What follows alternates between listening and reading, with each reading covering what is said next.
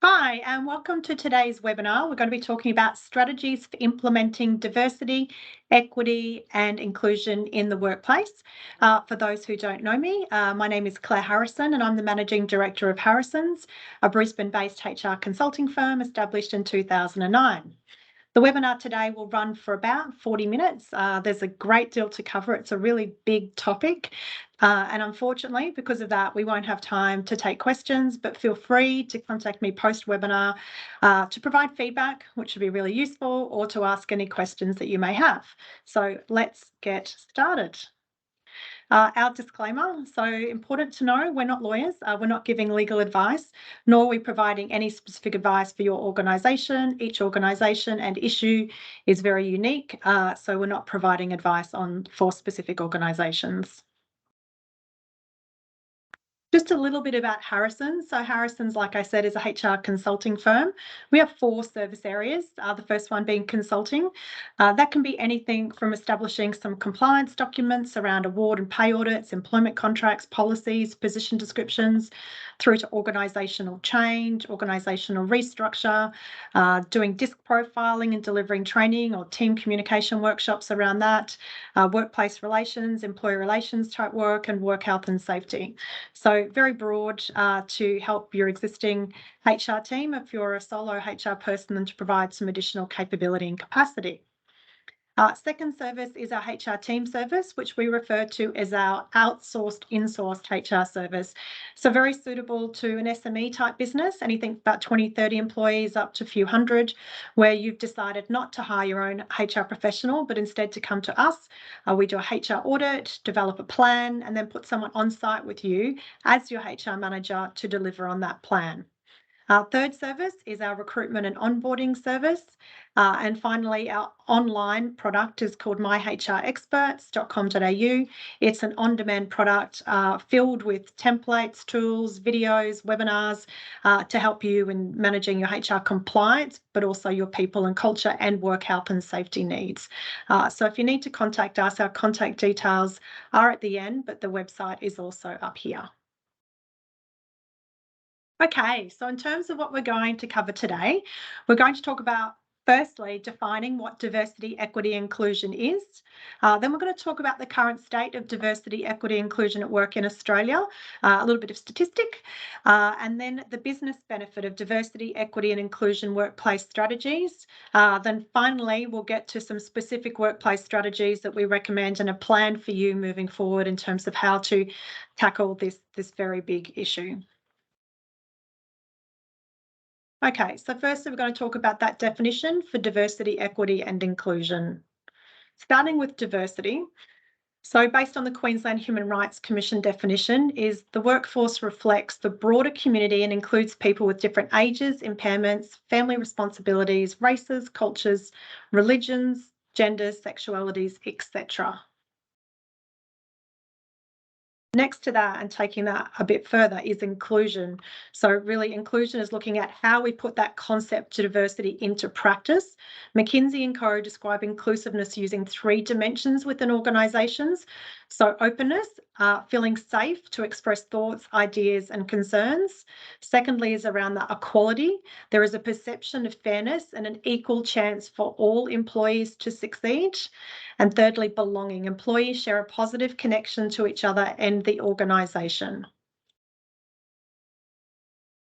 Equity. So Gallup defines equity as fair treatment, access and advancement for each person in an organisation. This definition considers the historical and socio-political factors that affect opportunities and experiences so that policies, procedures and systems can help meet the people's unique needs without one person or group having an unfair advantage over another. So importantly to consider equality versus equity. They are 2 different concepts. So equality refers to treating each person the same, versus equity refers to allocating resources based on need because everyone has different circumstances. So we're talking about equity and the different needs of individuals rather than equality. So that's the definitions of the topics we're covering today. Section 2, we're going to just talk about some stats in terms of the current state of diversity, equity and inclusion at work. So four big areas of diversity that we look at are around gender, cultural, Indigenous and disability. So gender diversity in Australia, women continue to face challenges in achieving gender diversity in the workplace. According to the Workplace Gender Equality Agency's WGEA, for those that do the reporting, are required to do the reporting, their 2020-21 stats scorecard shows that women held 31.5% of key management positions and 40.8% of all manager positions in the private sector. Additionally, the gender pay gap remains an issue, with the national gender pay gap reported to be 13.4% in 2020, indicating that women earn on average 86.6 cents for every dollar earned by men. So still a little way to go. In terms of cultural diversity, Australia, as we all know, is a very diverse country with a significant population from various cultural backgrounds. So according to the Australian Bureau of Statistics, ABS 2001 data, as of June 2020, around 30% of Australian population was born overseas, and over 21% of Australians spoke a language other than English at home. However, there are still challenges in achieving cultural diversity in the workplace, with representation of culturally diverse individuals in leadership roles being relatively low, unfortunately. Next, if we look at Indigenous diversity, Indigenous Australians, who are our First Nations people of Australia, also face challenges in achieving workplace diversity. The ABS stats from 2020 show the employment rate for Indigenous Australians aged 15 to 64 was 49.6%, compared to 74.8% for non-Indigenous Australians. The representation of Indigenous Australians in leadership positions is also low, with efforts being made to increase Indigenous representation and inclusion in the workforce. So still a large gap there as well. Finally, disability diversity. I'm not saying this is all of the diversity topics to be covered. I'm just hitting on four of the big ones. Disability diversity. In terms of disability diversity, there are efforts being made to promote inclusion and accessibility in the workplace in Australia, which I'm sure we're all seeing and experiencing. According to the ABS 2020 data, around 18.5% of Australians reported having a disability, and the employment rate for people with a disability aged 15 to 64 was 54%, compared to 82.8% for those without a disability. So again, a significant gap. There is a growing recognition of the need to create inclusive workplaces that accommodate the needs of employees with disabilities, as we've seen. Some further statistics, and I'm not sure if you can read this, so I will read some of them out. So again, a little bit more on gender. So Australia gender pay gap, 22.8%.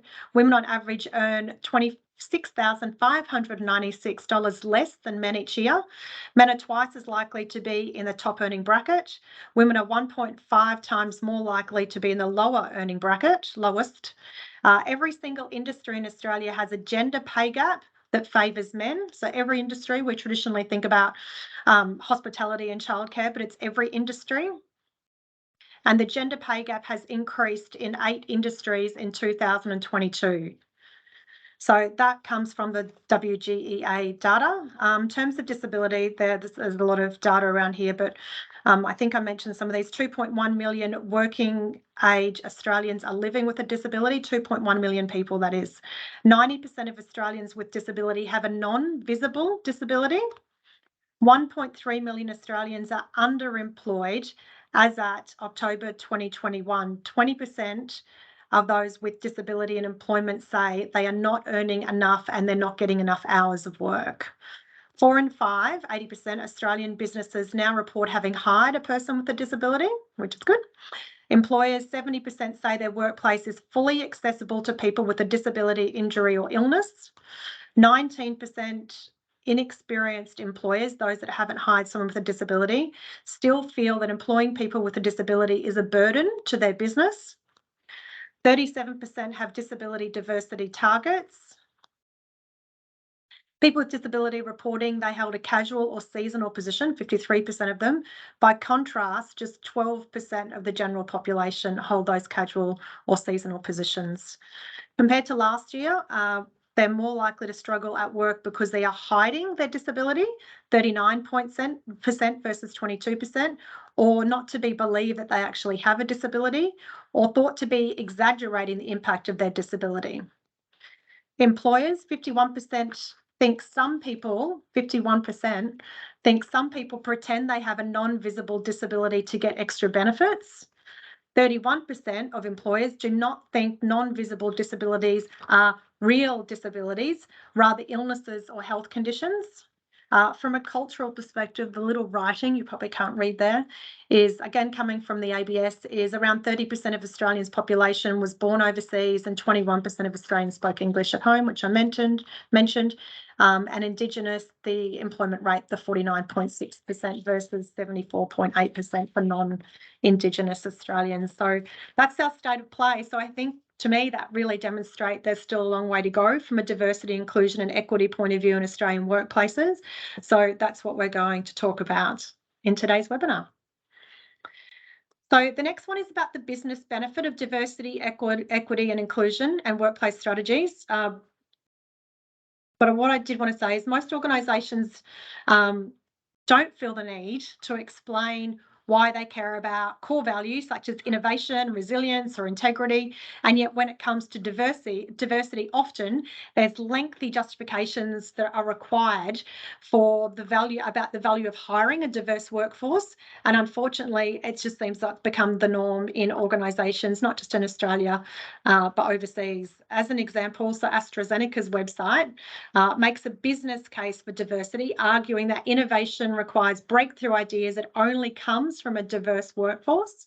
Conversely, Tenet Healthcare makes a moral case, noting in its code of conduct that we embrace diversity because it is our culture and it is the right thing to do. So, we talk about the business case versus just fairness and doing the right thing. So research suggests that how an organisation talks about diversity can have a major impact on its ability to actually achieve its diversity goals. So just thinking about that when we're talking to within our businesses and to employees about diversity and why we're actually doing it. I think when we talk about the case for diversity, we need to consider both the business case and the fairness case. So we are going to talk a little bit more about the business case now. Some research from Great Place to Work shows that when employees trust that they and their colleagues will be treated fairly, regardless of race, gender, sexual orientation or age, they are 9.8 times more likely to look forward to going to work, 6.3 times more likely to have pride in their work, and 5.4 times more likely to want to stay a long time at that company. Convincing data. And research from DCA about inclusion at work is why it's good for business. So workers in an inclusive organisation culture are 3 times more likely to report that their team is highly effective. 60% of workers in inclusive organisations strongly agree that their team always work together effectively, compared to just 17% of non-inclusive organisations. They also said 5 times more likely to indicate their team is innovative. 47% of workers in inclusive organisation indications indicated that their team always looked for innovations versus 10% in non-inclusive organisations. And 3 times more likely to indicate their team provides excellent customer client service versus the 21% in non-inclusive organisations. Inclusion at work is good for employees. Inclusion at work creates employee satisfaction, success and security. Workers in inclusive organisation cultures are 5 times more likely than their colleagues in non-inclusive organisations to report they're very satisfied with their jobs, 3 times less likely to leave their current employer, and 2 times more likely to receive regular career development opportunities. And finally, from DCA, is the inclusion at work benefits everyone. So when organisations take action to create a more diverse and inclusive workplace, it benefits everyone. Using disability as an example, in organisations taking action, they found similar proportions of workers with and without disability were very satisfied with their jobs, so 45 versus 51, and significantly more satisfied than workers with and without disability in organisations where no diversity and inclusion action was being taken, 18% for workers with disability and 25%, so significant difference there. Just The source for this data is the Diversity Council Australia. They have a raft of information. You can join the organisation for different pieces of research. So I definitely recommend you have a look at their website. Okay, I'm not going to go into these in detail, but I'm sure as most of your HR professionals, you're well aware of the various legislation that exists across Australia that we do need to comply with in regards to discrimination, equal opportunity, as well as workplace harassment, sexual harassment, and all the other pieces of legislation. So there's state-based legislation, there's federal legislation, plus we have the Fair Work Act on top of those laws. And we also have the Work Health and Safety Act looking after bullying, as the Fair Work Act does now as well. So important, if if nothing else, at a minimum, that you understand your compliance requirements under these pieces of legislation and ensure that you've got systems in place to address them. Okay, so workplace strategies are many, and it's a very comprehensive and holistic approach that needs to be put forward and committed to by the executive in order for this to be effective. So let's go through some of them though. So I think it's really always important to start with the culture, vision, values, and behaviours that support that. So that's about leadership commitment, but it's really about ensuring that we're really clear on the culture, the vision, the values going to guide our culture, and then developing the behaviours to show the lived values within the organisation. And all of those need to be reviewed to ensure that we're doing as much as we can to support diversity, equity, and inclusion in the organisation. So that would be my recommendation in terms of your starting point. Then it will not be successful without leadership commitment. So it needs to start from the top, and your leaders, the executive, need to be fully committed to promoting and embracing diversity, equity, and inclusion. It needs to be integrated into business plans, strategic plans, and a commitment from that level of the organisation. Next, we look at the policies and practices. So you need to review, update, maybe develop some new policies and procedures to really look at inclusive behaviour, and ensuring that we don't have any discriminatory processes in place, or actions, even if they're maybe we're not aware of them. It could be bias in our recruitment process. So really looking at our recruitment and hiring processes, our pay equity, the way that we promote people, the advancement opportunities, policies related to flexible work arrangements, accommodations for employees with disabilities, and even our parental leave policies and practices. So a full review of all of those policies and procedures to ensure they are fully supportive of diversity and inclusion within your organisations. So next we look at diverse hiring practices or inclusive recruitment. So that's about having diverse talent pools. So the way that we source candidates, using inclusive language in our job postings, providing training to hiring managers, obviously about anti-discrimination, but just also, those, like I said before, the unconscious biases, and ensuring that we have representation on hiring panels that encourages diversity in our hires. Next point is around our employee training and education. So providing regular training and education programs to employees on topics such as diversity, equity, and inclusion, again, around that bias, cultural competency, and it's all about raising awareness and increasing understanding to be able to promote inclusive behaviours. And that very much goes for our leaders as well. So, some specific training for them on that is really important and continuous to continue to promote that and to coach them on what they're doing. Next one is about our employee resource groups. So if you don't already, establishing an employee resource group that provide a supportive community for underrepresented people within your organisation. They're also a really good source of information for leaders and executive about the diversity and equity practices within your organisation. So getting feedback on that, testing out what you potentially some strategies that you're looking and getting some feedback for them. So definitely encourage the establishment of those.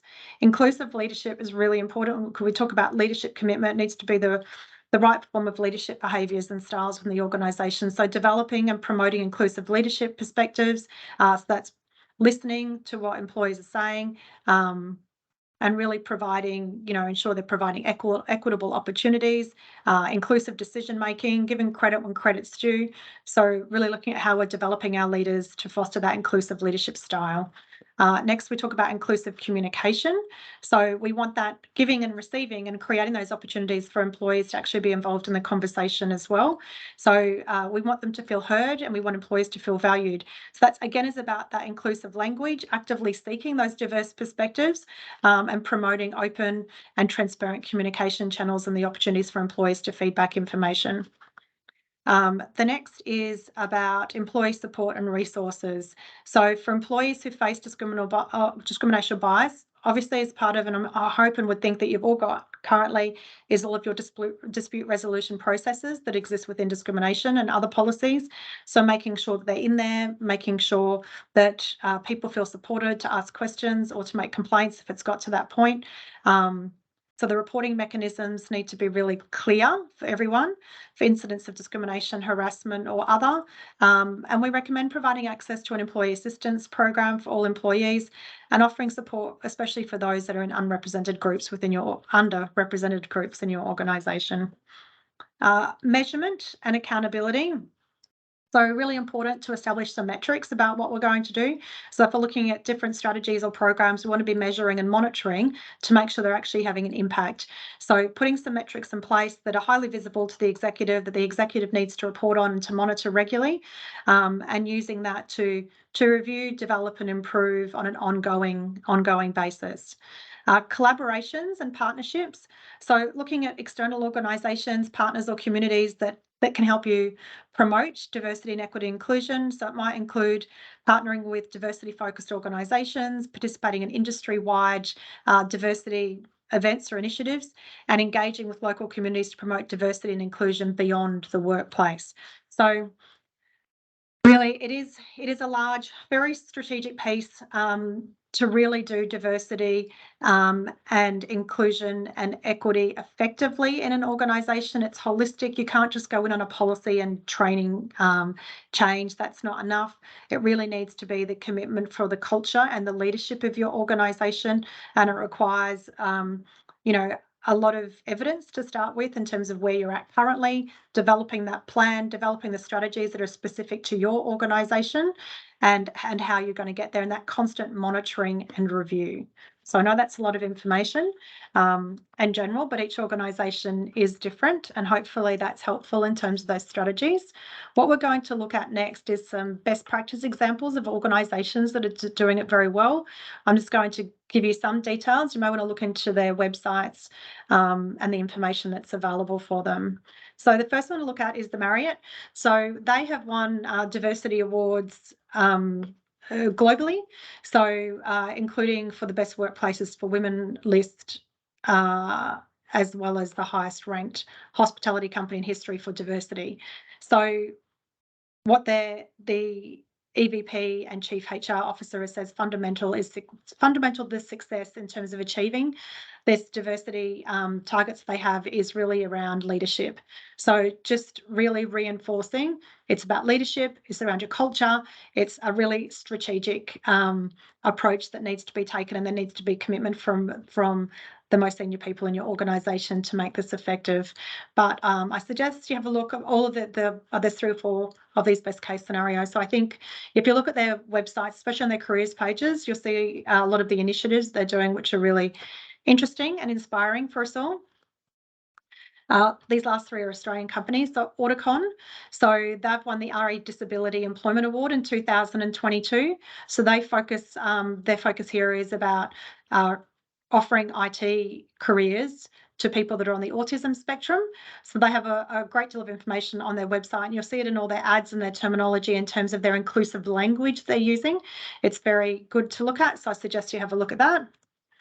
Air Services Australia. So Air Services Australia had a very comprehensive review done by Elizabeth Broderick and co, and You can actually access on their website the whole cultural review that's been done and the updates against their plan. So my understanding is it started with some significant bullying and harassment issues that they had, and they had this review and they've committed to this plan and reporting against this plan and publicly doing that.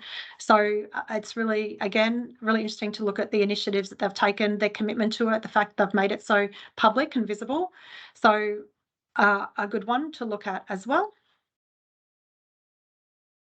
Uniting, which is a subset of the Uniting Church, but the Uniting team, they have won the LGBTIQ and Inclusion Award. Again, that's with ARI. So this is just an example of their careers page and what they're doing. But again, I suggest you have a look at that one. Okay, so where to start in terms of your strategy for diversity and inclusion at work? So I know you're not going to be able to read these, but these are all of the strategies that we discussed earlier. So I suggest that you do have a look and review all of these different areas and in terms of what you can improve on within your organisation. And this again is taken from DCA, so credit to them. It's on the side, Diversity Council of Australia. Again, their website's full of great resources, but really their recommendation, which I think is fabulous, is really to start with the diagnosis. So fundamentally, what does the business need? What's the data? Where are we at currently? What are we doing well? Where could we improve? So that diagnosis first, because like we said at the beginning, not every organisation is the same. You'll be doing well in some areas, but maybe not so well in others. So just starting with some diagnosis to start with, which can be looking at your metrics, could be interviewing people, looking at your exit interviews, looking at your hiring profiles, just doing a full review of where you're at currently. And then the design. So for you, designing the strategy, the plan around how you can improve diversity and inclusion for your organisation. 3 is engage and able. So, the employee groups to really get them engaged, consulting on them. What can we do? How do we do it better? And when we're implementing, just getting everyone involved, getting feedback, and really collaborating, that inclusive approach with your teams. And then embed and just constantly evaluate. So we want to make it stick, as it says here. It's a change. So that constant review, it's just that needs to be happening. It's just not a one quick fix. That needs to be constantly monitored and reviewed and changes made. So that's a planning approach that I would take to addressing diversity and equity within organisations. In terms of how Harrison's can help, so we can definitely help with that diagnosis piece, which is about data collection, whether it's interviews, gathering all that data, gathering, analysing and looking at your current state versus gaps and some recommendations around that. Next, looking at the strategy development. So based on the data, looking at your specific needs, developing an organisation plan and strategies that are going to help your organisation specifically. Policy, if you need help, the review, development, drafting, amending of policies and procedures that promote diversity and inclusion. Education and coaching, so we can help you in terms of developing and delivering training and coaching to leaders and your teams. There may be specific projects such as inclusive recruitment strategy, values workshops to help you develop your behaviours that support your values, setting up those consultation groups, inclusive leadership training or coaching we could look at with you.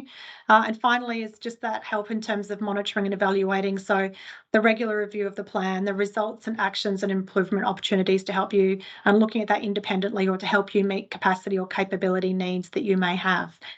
So that is our webinar